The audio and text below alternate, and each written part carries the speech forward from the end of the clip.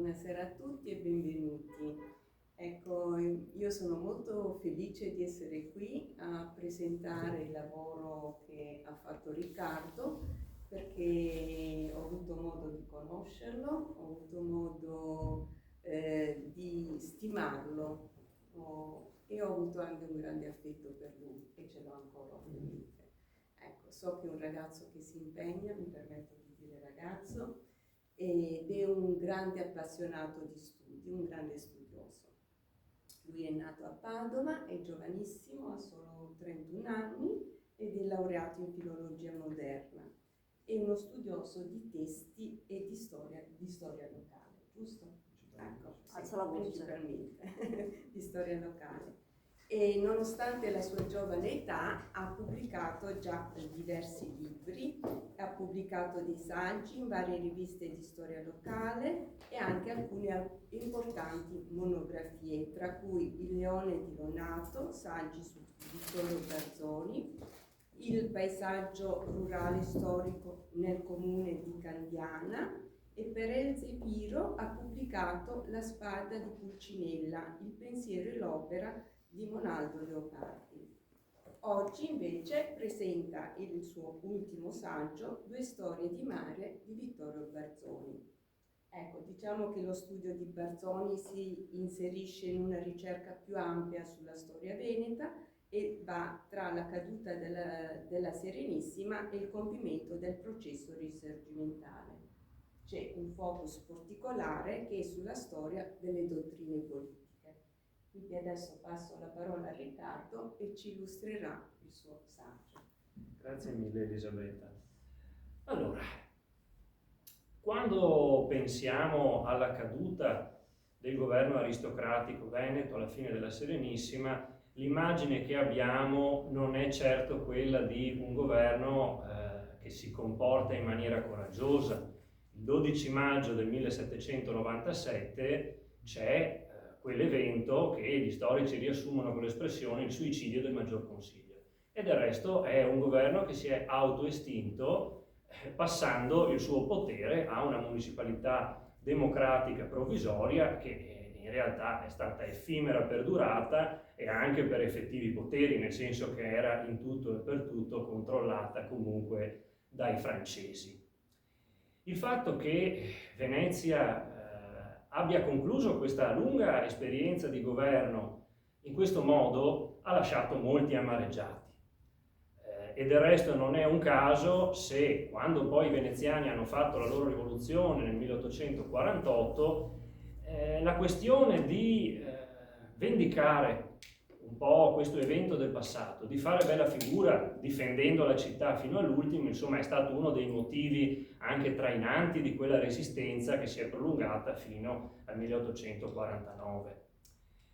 C'è anche da dire che questo fatto, il fatto che la Serenissima, nei momenti in cui è riuscita a difendersi insomma dai francesi, non debba la sua resistenza a ordini del governo, ma a insorgenze popolari o al massimo a interventi di singoli funzionari, di singoli militari, insomma ha colpito più di qualcuno. Le Pasque veronesi sono legate di fatto a un'insorgenza della popolazione di Verona, e tutte le altre insorgenze venete sono state legate appunto alla popolazione, la nobiltà locale, in alcuni casi alcuni funzionari, reparti dell'esercito che però hanno agito indipendentemente rispetto al governo. Poi per carità abbiamo anche l'episodio famoso dell'affondamento del Liberator d'Italie, che però è legato all'azione di un singolo ufficiale coraggioso, cioè di Domenico Pizzamano. Il governo della Serenissima non si è difeso, è rimasto fermo nella sua neutralità disarmata. E questo fatto, il fatto che il governo non si sia difeso, insomma, ha lasciato appunto molti con l'amaro in bocca, tant'è che, analizzando un po' la produzione della narrativa tra la fine del secolo scorso e i giorni nostri, insomma in questi ultimi 30 anni sono usciti diversi romanzi storici in cui alla fin fine il fondamento della trama era individuare un protagonista che fosse una figura coraggiosa che alla fine della Repubblica Veneta, insomma, compisse qualche azione che desse un po' di lustro, restituisse un po' di coraggio a questa immagine dell'antica Repubblica che si spegne così senza che il suo governo intervenga. Sono stati scritti appunto diversi romanzi storici essenzialmente con questa base nella loro trama. Devo dire che insomma i risultati non sono stati particolarmente eccelsi, infatti credo che non lasceranno il segno nella storia della letteratura italiana. Comunque diversi romanzi di questo tipo sono usciti. Ma figure storiche di personaggi che effettivamente abbiano cercato di opporsi a Napoleone Bonaparte con coraggio, ce ne sono state, sì, e per trovarne una bisogna andare a cercare in un romanzo storico che secondo me, e penso di trovare insomma il consenso unanime degli studiosi della letteratura italiana, è anche il più bello che sia stato scritto sulla caduta della Serenissima e anche su altri eventi storici successivi, che sono le Confessioni di un italiano di Ippolito Nievo. Nievo racconta una serie di eventi che vanno dalla caduta della Serenissima, dagli ultimi anni della Repubblica Veneta, fino insomma a una fase diciamo avanzata del Risorgimento italiano. I personaggi che lui inserisce nella trama spesso e volentieri sono personaggi reali che diventano personaggi da romanzo, ma se uno va a cercare i nomi, alcuni di questi uomini sono esistiti davvero. Uno di questi è Vittorio Barzoni. Nievo, nelle Confessioni di un italiano, dice che solo un veneziano ha alzato la voce contro i francesi con le sue satire, ed è stato questo Vittorio Barzoni. Da lì io sono partito anni fa per fare una ricerca su questa figura, perché tutte le nuove edizioni, anche curate dal punto di vista delle note, delle Confessioni di un italiano di Nievo, non riportano approfondimenti sulla figura di Vittorio Barzoni. Di solito ci sono 2 righe di biografia e basta. Chi è stato Vittorio Barzoni? Ecco, questo libro che ho pubblicato nel 2023 con l'editrice Elzeviro di Padova prova a rispondere anche a questo interrogativo. Allora, Vittorio Barzoni viene ricordato nei libri di storia principalmente come polemista antinapoleonico. Effettivamente è stato un suddito veneto, lui è nato quando c'era la Serenissima, ha accolto molto male la Rivoluzione francese, ha accolto molto male Napoleone Bonaparte e ha dedicato buona parte della sua vita a combattere contro Napoleone con la penna, con le satire, come pubblicista, come giornalista. In realtà la sua esistenza è stata molto più ricca ed è veramente una storia che sarebbe degna di un romanzo, un'esistenza da romanzo.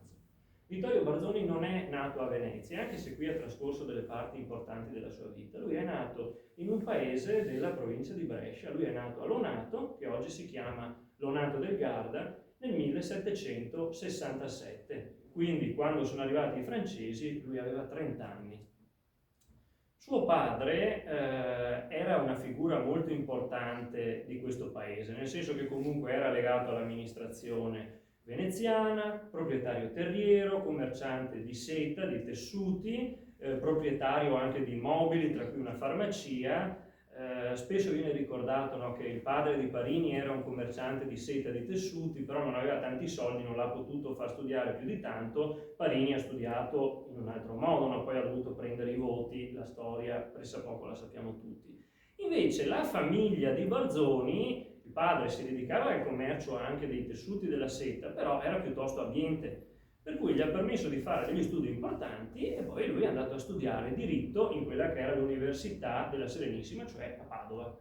Qui a Padova lui si laurea e dovrebbe fare l'avvocato. In realtà lavora poco come avvocato, si trasferisce a Venezia e decide di dedicarsi alla pubblicistica. Lui si inserisce bene anche proprio nella crema della cultura veneta dell'epoca. Già a Padova lui aveva avuto come professore Melchiorre Cesarotti, che è stato una figura che ha influenzato fortemente il suo stile, ed è probabilmente Melchiorre Cesarotti a introdurlo in quello che è il salotto culturale dell'Albrizzi. E qui lui conosce Pindemonte, conosce Monti, conosce Ugo Foscolo e conosce anche Canova. e qui sicuramente ha delle frequentazioni importanti. Un fatto interessante è che mentre era studente a Padova, Vittorio Barzoni è stato uno, non possiamo dire propriamente dei testimoni, però è stato una delle persone che comunque si ricordavano bene di quello che è successo al vero Ortis, l'Ortis che si è suicidato. È stato un caso di cronaca che aveva colpito evidentemente la popolazione padovana dell'epoca e Barzoni lo ricordava molto bene, tant'è che anni più avanti, quando sono state pubblicate le ultime lettere di Jacopo Ortis, c'era stato chi aveva messo in dubbio l'effettiva esistenza di un Ortis. E Vittorio Barzoni, per una rivista inglese, aveva proprio testimoniato: io ho studiato a Padova in quegli anni, ho conosciuto Ugo Foscolo, ricordo perfettamente la morte dell'Ortis e posso garantirvi che un Ortis è esistito. La storia del Foscolo è fantasia, però una persona che si è suicidata e si chiamava così di cognome, che studiava a Padova, c'è stata. Comunque, è qui a Venezia che Barzoni, anziché fare l'avvocato, inizia a pubblicare dei testi. Il suo primo testo lo dà alle stampe nel 1792, il tributo di un solitario alle ceneri di Angelo Emo, intese come resti mortali. Angelo Emo è stato l'ultimo grande ammiraglio della Serenissima, quello che ha portato avanti le campagne navali contro i pirati nordafricani che creavano dei grossi problemi nel Mar Mediterraneo, ha introdotto anche delle tecniche di guerra navale innovative. In lui Vittorio Barzoni ha visto l'ultimo grande uomo, l'ultimo grande anche uomo politico, non solo militare della Serenissima. Per cui questo tributo in realtà era un modo per lui per dire ai politici del suo tempo: svegliatevi, guardate che abbiamo bisogno di figure di questo livello per continuare a portare avanti quella che è questa esperienza di governo che ha una sua lunga storia alle spalle, ma non si può vivere solo di un glorioso passato. Venezia può sopravvivere se si impegna anche per rinnovarsi, per migliorarsi. E del resto Vittorio Barzoni è una figura particolare, perché è vero che vuole un rinnovamento nel governo, e del resto lui è nato a Brescia, Brescia era vicina alla Lombardia austriaca, le idee che ha respirato per esempio Parini nella Lombardia austriaca erano arrivate anche nel bresciano. Gli amici di Barzoni erano vicini alle idee dell'illuminismo. Nel salotto di Isabella Teotocchi a Brizzi la maggior parte erano francofili, erano vicini alle idee francesi. Vittorio Barzoni ha un altro punto di vista. Lui è controrivoluzionario, lui le idee dei francesi le rifiuta completamente, è fortemente contrario alla rivoluzione francese e ai suoi ideali e a quelli illuministi ancora prima.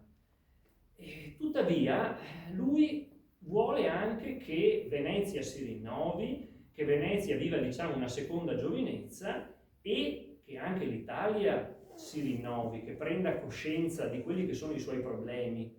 E Barzoni vedeva già un cammino di miglioramento della condizione italiana con la creazione perlomeno di una lega militare, cioè gli stati italiani rischiano, era palese, di avere dei problemi con chi veniva da fuori e voleva invadere parti dell'Italia o l'Italia intera. La storia dell'Italia era stata quella per secoli. Mettiamoci insieme, almeno dal punto di vista militare. Adesso abbiamo il problema dei rivoluzionari francesi, che è chiaro che prima o poi arriveranno qui. Cerchiamo di stare uniti almeno dal punto di vista militare. Venezia ha la flotta, altri stati hanno l'esercito, mettiamoci insieme, facciamo una resistenza dignitosa e magari in un prossimo futuro si può parlare anche di una forma di unità politica di stampo federale, mantenendo tutti i principi legittimi, perché lui era legittimista controrivoluzionario, però un'unione degli italiani è qualcosa che dovrebbe essere auspicabile. 2 anni più tardi lui pubblica il suo primo testo di una certa importanza. Siamo nel 1794 e lui pubblica Il Solitario delle Alpi. Il Solitario delle Alpi è un'opera antiluminista in cui c'è un dialogo tra un signore anziano che abita sulle Alpi al confine con la Francia e un giovane che si è infervorato con gli ideali rivoluzionari, e questo vegliardo, questo vecchio, con le sue argomentazioni demolisce praticamente tutte le tesi dei filosofi francesi. È un'opera che ha una certa circolazione, lo mette già in luce. Il problema è che l'appello di Barzoni all'unità, diciamo perlomeno militare, a un avvicinamento politico degli stati, a svegliare un po' i governanti veneziani dal loro torpore, non viene ascoltato. E proprio il suo paese natale è uno di quelli che viene investiti per primi, essendo più vicino al confine, dall'arrivo degli eserciti francesi guidati da questo giovane generale Napoleone Bonaparte, che è molto più giovane degli ufficiali che ci sono dall'altra parte, perché gli ufficiali austriaci avevano veramente tanti anni più di lui ed erano legati a un altro modo di fare guerra. Questo giovane ufficiale mette sul campo delle tecniche di guerra che gli altri non conoscevano. Una delle tecniche di guerra che Napoleone gestisce molto bene è quella di portare la guerra all'interno dei paesi. Anche Lonato, il paese di Barzoni, viene spezzato a metà. Da una parte abbiamo una ridotta porzione della borghesia che è vicina agli ideali illuministi e quando arriva i francesi li accoglie favorevolmente. I soldati francesi fanno la rivoluzione al posto loro e creano un piccolo governo democratico anche a Lonato, senza che il governo veneto intervenga. Dall'altro ci sono i legittimisti, che sono in realtà la maggioranza del paese e anche il popolo basso. Nel bresciano venivano chiamati i Goghi, no? Da Gog e Magog, legati al passato. Diciamo, i reazionari erano i Goghi. I Goghi fanno la loro insorgenza anche a Lonato. Da un lato Barzoni è un legittimista, lui è legato al governo legittimo che è quello veneziano. Però vedere nel suo paese, noi non sappiamo bene se lui fosse a Lonato, a Venezia, non ci sono chiari i suoi spostamenti, però tutte le notizie le ha avute, anche perché suo padre è stato legato in prima persona ai fatti di Lonato. Vedere che il suo paese è diviso a metà, in una guerra civile in cui ci sono anche dei morti, anche fatti di regolamenti di conti che non hanno nulla di politico, tra i democratici e i legittimisti, è qualcosa che gli fa molto male. L'arrivo di Napoleone, prima con i suoi soldati e poi con tutta l'esperienza successiva legata insomma alla carriera di Napoleone Bonaparte, è qualcosa che Barzoni ha accolto subito come qualcosa di fortemente negativo. Lui aveva subito capito che Napoleone Bonaparte era in buona sostanza, lui lo vedeva come un genio del male. Da un lato gli riconosceva la grande genialità dell'uomo militare, ma anche subito dell'uomo politico. Lui aveva capito che questo non era soltanto un militare, avrebbe fatto qualcosa di più nella sua vita. È vero, un uomo che ha delle potenzialità, ma lui lo vede subito come un distruttore, come un Attila, e del resto anche Bonaparte si è presentato al governo veneto dicendo: io sarò un Attila per Venezia se non fermate i vostri contadini che non devono ribellarsi contro le nostre truppe. Alla fine la conclusione della storia della Serenissima, almeno come governo veneto aristocratico, è quella che conosciamo, quella che ho anticipato prima. Il governo, il vecchio governo patrizio, si suicida e passa il potere a una municipalità provvisoria. Le persone che gestiscono questo effimero governo democratico Barzoni le conosce già, perché le persone istruite a Venezia si conoscevano tutte quante, insomma.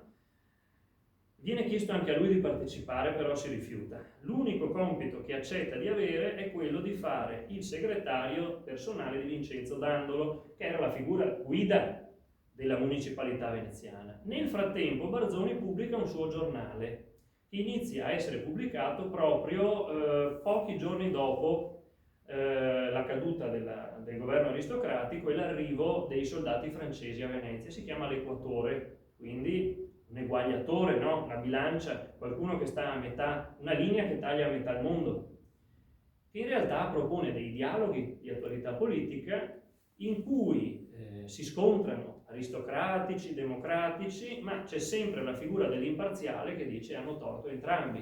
I democratici sono degli illusi, dei demagoghi che credono in delle illusioni che non li porteranno a nulla.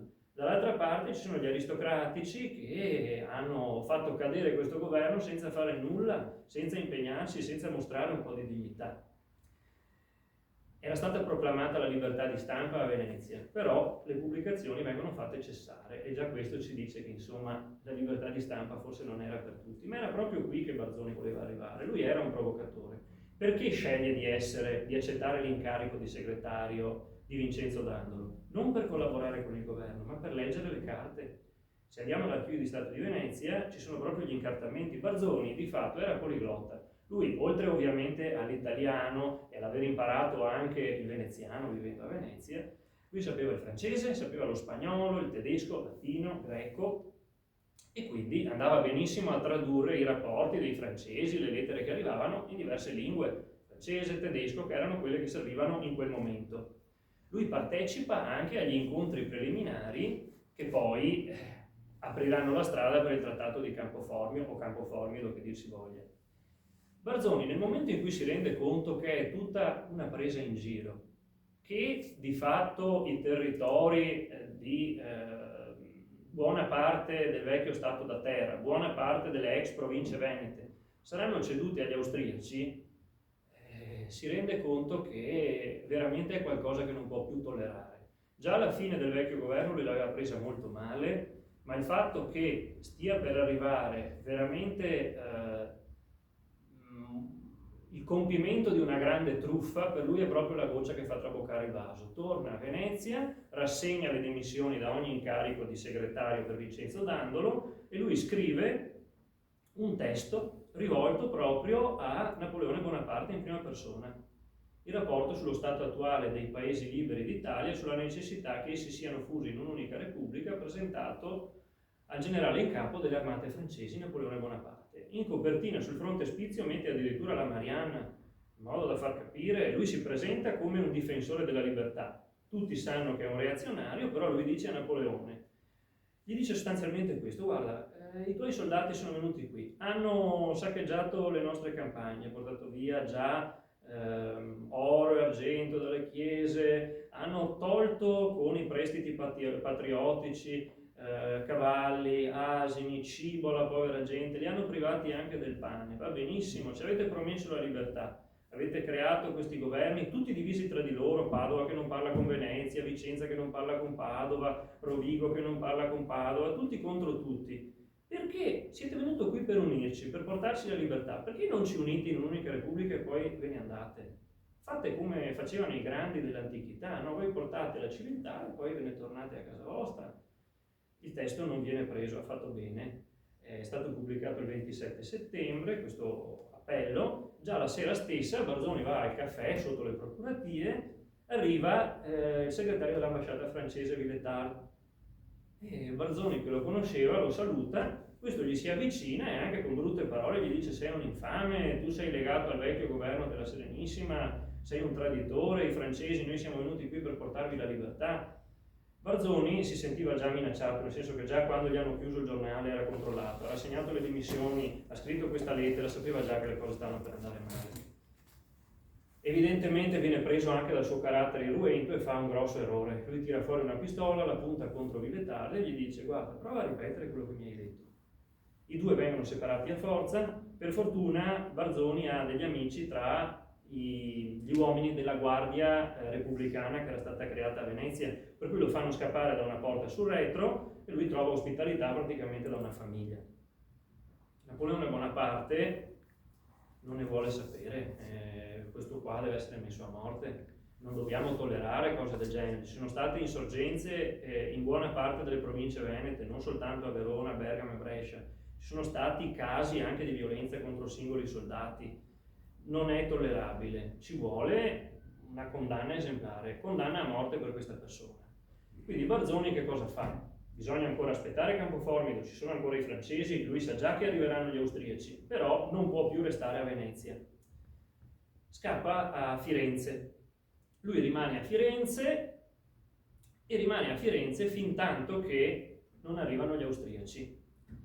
Quando arriva la notizia che arriveranno gli austriaci, Barzoni si riporta a Venezia e può dire finalmente a tutti i democratici veneziani: avete visto che avevo ragione io, avete visto che Napoleone Bonaparte vi ha truffati, che ora non siete più padroni nemmeno dei colombi che volano sopra Piazza San Marco, non siete più padroni di niente. E quindi finalmente può avere, diciamo, un po' la sua rivalsa. Aveva ragione lui. Arrivano gli austriaci. Si può collaborare con gli austriaci? Inizialmente Barzoni ci spera, anche se comunque la situazione non è perfettamente tranquilla. Comunque, in quegli anni Barzoni pubblica delle altre opere, tra cui ne dobbiamo ricordare soprattutto due. Una storia della Rivoluzione francese, i memorabili avvenimenti e successi sotto i tristi auspici della Rivoluzione francese nel 1799, e poi un'altra opera che ha un valore sicuramente superiore, anche perché è fondata su documenti e su esperienza diretta, che è una storia della caduta della Repubblica Veneta. pare sia sempre dello stesso anno, anche se forse potrebbe anche essere stata pubblicata in realtà nell'800 con la retrodatazione, cioè ha messo la data dell'anno prima, in realtà è uscita nel 1800. Si tratta di Rivoluzioni della Repubblica Veneta, un'opera storica sicuramente dal tono ha dei lati anche poetici, molto polemica, molto dura, è una storia ovviamente di parte, però che comunque ci fornisce anche delle osservazioni molto acute, molto interessanti e su cui credo che anche gli storici contemporanei insomma devono rifletterci, perché è una testimonianza molto interessante e credo sia anche la sua opera forse più piacevole. Però sappiamo che la situazione politica poi è cambiata, no? In Veneto c'è stato un avvicendarsi di francesi, austriaci, Barzoni non può restare a Venezia.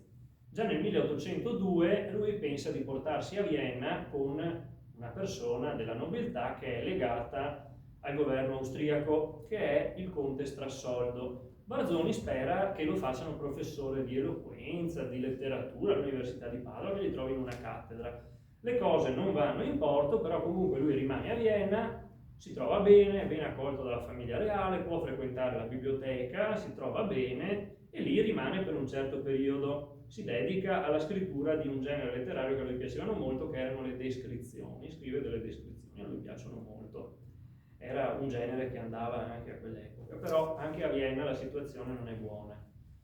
Lui in un certo periodo insomma aveva visto gli austriaci come una soluzione, sperava magari che anche gli austriaci in qualche modo potessero sulla base insomma dell'eredità del Sacro Romano Impero potessero insomma stabilire una sorta di ordine unitario anche in Italia, creare un impero che tenesse insieme gli italiani. A un certo punto sappiamo che cambiano anche i rapporti tra gli austriaci e i francesi. Napoleone Bonaparte chiede agli austriaci di consegnargli Barzoni e a un certo punto, per non avere problemi, anche il governo austriaco sarebbe disposto a cederglielo. Barzoni però aveva già preso contatti con l'ambasciatore inglese a Vienna. Si porta a Trieste, da Trieste lo imbarcano su una nave prima che sia consegnata ai francesi e gli inglesi lo portano a Malta. A Malta lui ha già stretto degli accordi con il governo britannico, gli dicono: guarda, la maggior parte della popolazione è di lingua italiana, a noi mancano gli scrittori di lingua italiana che sappiano gestire un giornale. Devi creare tu il primo giornale di Malta e gestirlo. In realtà Barzoni ne ha gestiti diversi a Malta, è sempre lo stesso giornale, solo che cambia nome. Il più importante è il Cartaginese, perché dobbiamo pensare che lui sceglie questo titolo pensando alla figura di Annibale, no? Annibale ha sempre cercato per tutta la sua vita dei nemici per combattere i romani, no?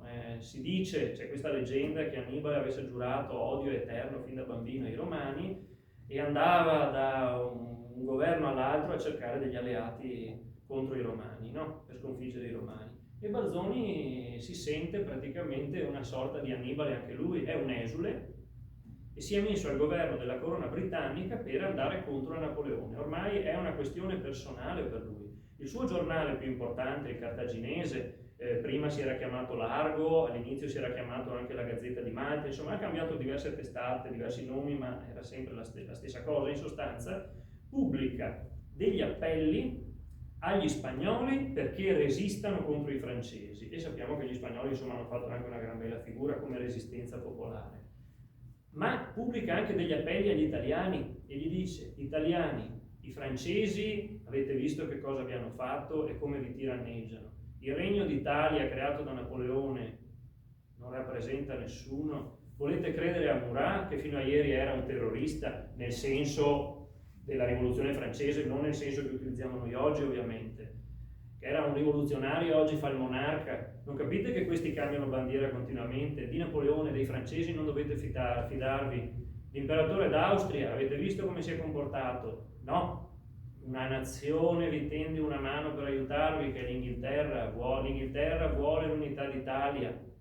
Forse i tempi erano un po' prematuri, ma chissà se gli inglesi questa idea ce l'avevano forse un po' da più tempo. Comunque poi gli inglesi durante il Risorgimento hanno avuto anche un ruolo importante. Vabbè, comunque lui dice: gli inglesi vi aiuteranno, voi mettetevi insieme, difendete i vostri sovrani che sono stati spodestati, riportateli al potere, quindi nel meridione combattete perché i Borboni ritornino dalla Sicilia e si riprendano il regno di Napoli, riportate al potere il Papa, legate legatevi ai vostri patrizi, ai vostri vescovi e insomma create un impero italiano che abbia un imperatore eletto dagli altri principi legittimi italiani, teniamoci insieme con questo sistema, diciamo, federale ghibellino, però dovete combattere.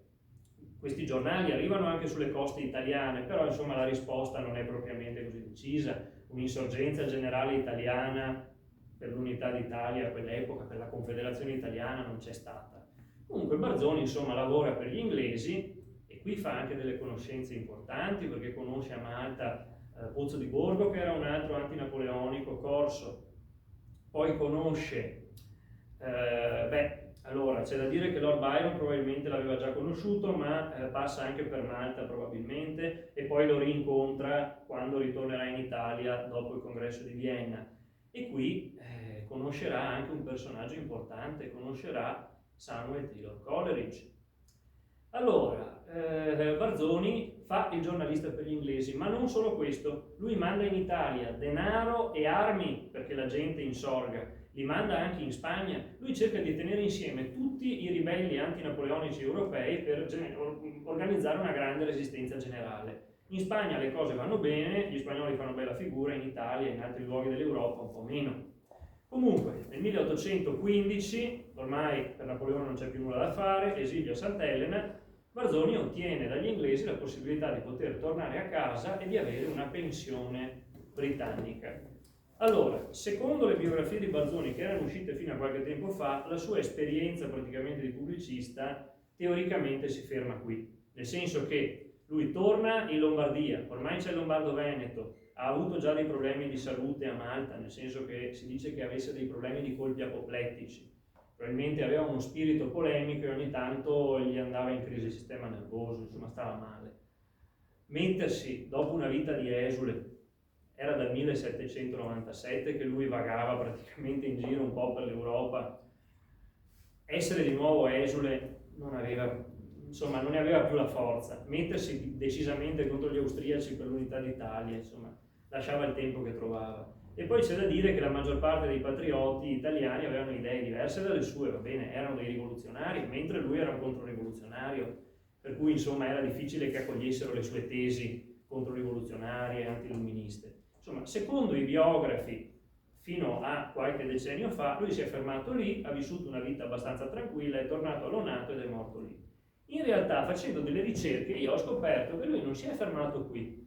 Lui ha provato a scrivere ancora e a introdursi nuovamente nell'ambiente culturale lombardo dopo la restaurazione. Appena lui torna in Italia, la pensione inglese non gli arriva subito, nel senso che inizialmente i soldi non arrivano, per cui dice devo trovare un altro impiego. Cosa ho fatto nella mia vita? Ormai è troppo tardi per fare l'avvocato. Oltretutto io ho studiato per fare l'avvocato ai tempi della Repubblica Veneta, va bene, diritto veneziano, poi c'erano i singoli diritti municipali, nel senso che a Padova comunque c'erano delle differenze rispetto a Verona, a Vicenza, a Venezia, c'erano delle differenze. Era un po' particolare anche fare l'avvocato ai tempi della Serenissima.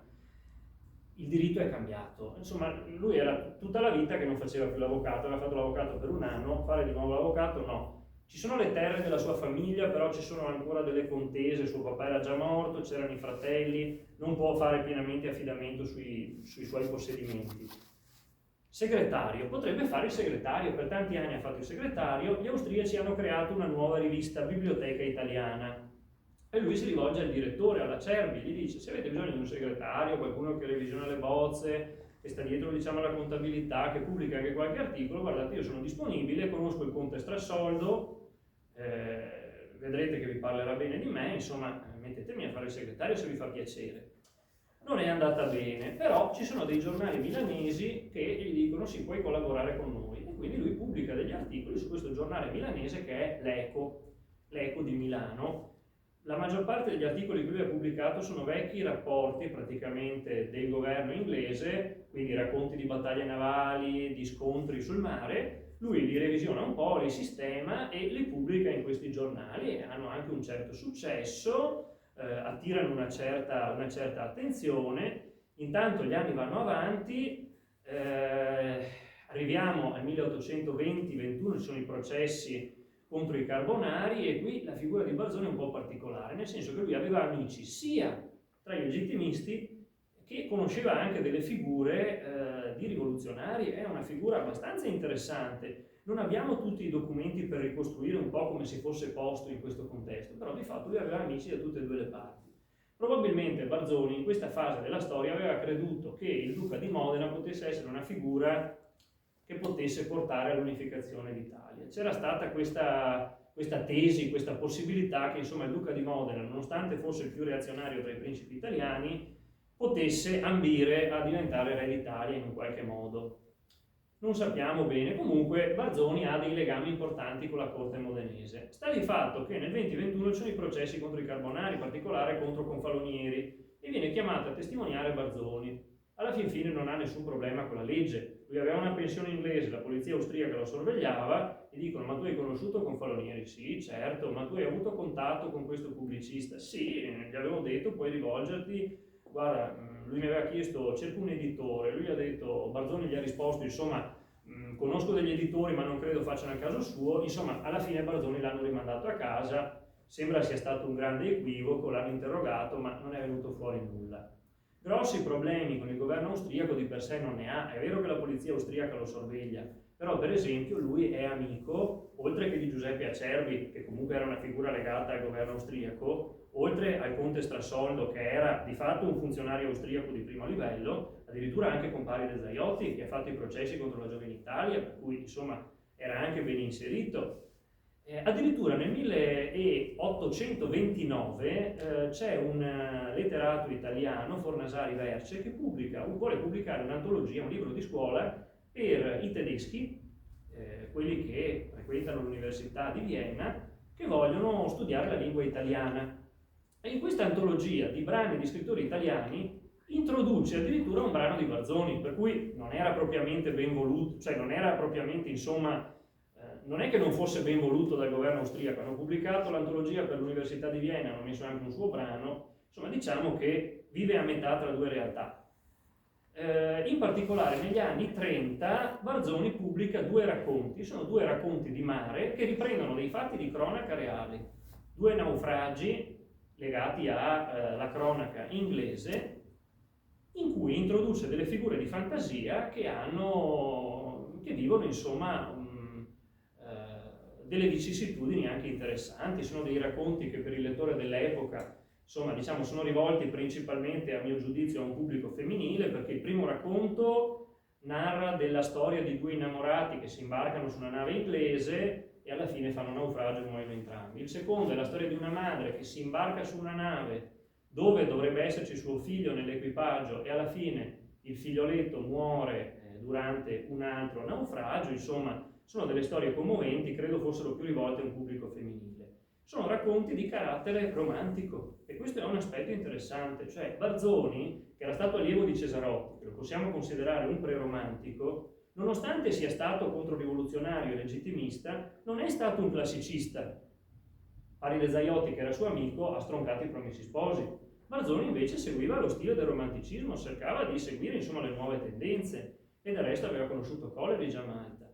E questo è un aspetto interessante. Questo libro ripropone i due racconti che Barzoni aveva pubblicato su questi giornali, su queste riviste milanesi negli anni 30 dell'Ottocento, e sono appunto i due sottotitoli del volume: Naufragio sofferto nell'anno 1805 dalla nave della Compagnia delle Indie Orientali, detta l'Erlo Fabregavenni, e la Marianna O'Connor. La prima parte del mio libro è una biografia di Barzoni, i cui capitoli si concentrano soprattutto su quelle parti della biografia che non erano conosciute fino ad oggi, quindi la seconda parte della sua vita durante il periodo successivo alla Restaurazione. Nella seconda parte ho riproposto queste due opere perché tanti studiosi non sapevano nemmeno che esistessero. Si dice che non c'è niente di più inedito di ciò che è già edito. Con il discorso che erano racconti apparsi a puntate su dei giornali, poi ripubblicati in delle riviste, erano stati ignorati praticamente. E io li ho riscoperti e ho pensato di proporre insomma una nuova edizione, li ho messi insieme in questo volume. In particolare, allora, vi dico già che dal punto di vista stilistico Barzoni comunque è rimasto legato alla scuola del Cesarotti, perché è un linguaggio molto ampolloso, Diciamo che lui andava a cercare l'ultima parola del dizionario, del dizionario dei sinonimi e dei contrari, un linguaggio molto aulico, molto alto, va bene, tante parole difficili, una sintassi anche complessa, un po' arzigogolata, non aveva una lingua propriamente purgata, potremmo dire, usando l'espressione che si usava all'epoca. Però è anche vero che lo stile, insomma, è romantico, è interessante. Ma secondo me, più che come documenti, diciamo, per la qualità dello stile, sono dei documenti interessanti per la storia della letteratura italiana, per il valore di testimonianza che hanno, nel senso che provano un legame inedito tra il romanticismo inglese e il romanticismo italiano. Perché? Nel primo di questi racconti, lui racconta la storia del naufragio nel 1805 di questa nave che era l'Erlo Fabergaveni. L'Erlo Fabergaveni era una nave da trasporto importante di quell'epoca, stava trasportando una grande quantità di gente dall'Inghilterra verso il Golfo del Bengala praticamente. Una nave della Compagnia delle Indie. Il capitano di questa nave era John Bosworth, che era il fratello di William Bosworth. Questo fatto ha dato un'ulteriore importanza a questo fatto. Possiamo dire che per la sua epoca il naufragio dell'Erlo Fabergaveni è stato una specie di naufragio del Titanic, possiamo dire, ha avuto grande risonanza. Ma il fatto del coinvolgimento di William Bosworth è interessante e Barzoni nel suo racconto, pur raccontando una storia di fantasia di questi due amanti, dà una testimonianza interessante. Adesso abbiamo il nostro lettore che ci leggerà questo brano del racconto che è molto molto interessante. Fra acutissime strida ed ululati di disperazione, fra lo spavento ed il convulso trasalire dell'umana natura, la nave precipitò per 10 piedi sotto il livello del mare, percosse il fondo e la terra, l'aria e il cielo rintronarono dello scroscio. E questa crudele catastrofe succedette a circa 1 miglio di distanza dalla cala di Weymouth. Ella è cosa dura il perire, più dura il perir miseramente, durissima perire di rimpetto alle spiagge della propria patria. Sventurato Wordsworth, vidi il tuo amico Coleridge, quel Coleridge che non è secondo a nessuno dei viventi poeti d'Inghilterra, pianger la tua morte, né le mie voci poterono calmarlo. Ah, se le tue lacrime non bastarono ad animare le tue ceneri, furono tutt'alvolta per te una tenera e mesta elegia che detta l'immortalità al tuo nome. Per cui ho ritenuto che fosse utile pubblicare questo racconto per, diciamo, mettere in luce, non dico un capitolo, non dico una pagina, ma qualche riga che si può aggiungere, insomma, alla storia del romanticismo italiano. Penso sia un aspetto interessante. Quindi Barzoni, personaggio non solo della storia locale, ma oserei dire anche della storia europea.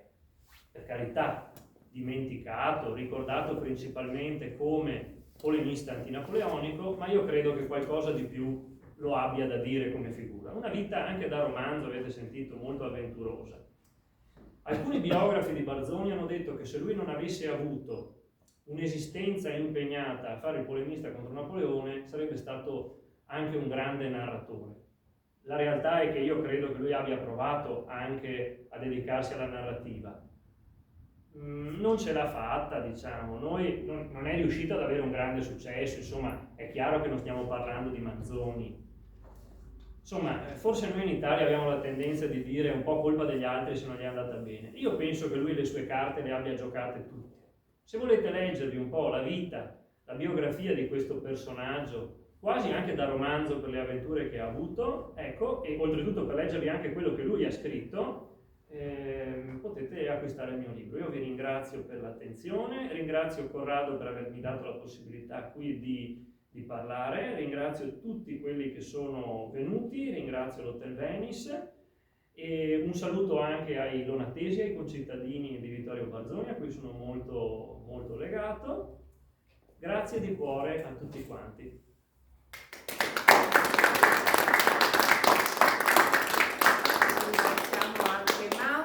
Sua lettura, anche lui amante della scrittura, amante della storia e di chicche come quella che ci ha proposto il nostro Riccardo. e ringraziamo Riccardo sperando che presto ci possa, non so. Con Barzoni andrò sicuramente avanti. Avanti, Sì, ecco, sì, quindi ha avremo moltissimo il da piacere di condividere le sue ricerche e saremo contenti di essere presenti anche in altre circostanze. Molto volentieri. Grazie Riccardo. Grazie di cuore. Guarda, se posso anticipare qualcosa, io entro l'anno vorrei dedicarmi a una nuova edizione della prima opera antiilluminista di Vittorio Barzoni del Solitario delle Alpi, facendo uno studio tra le edizioni, anche se non tutte sono facilmente reperibili, però insomma qualcosa ho trovato.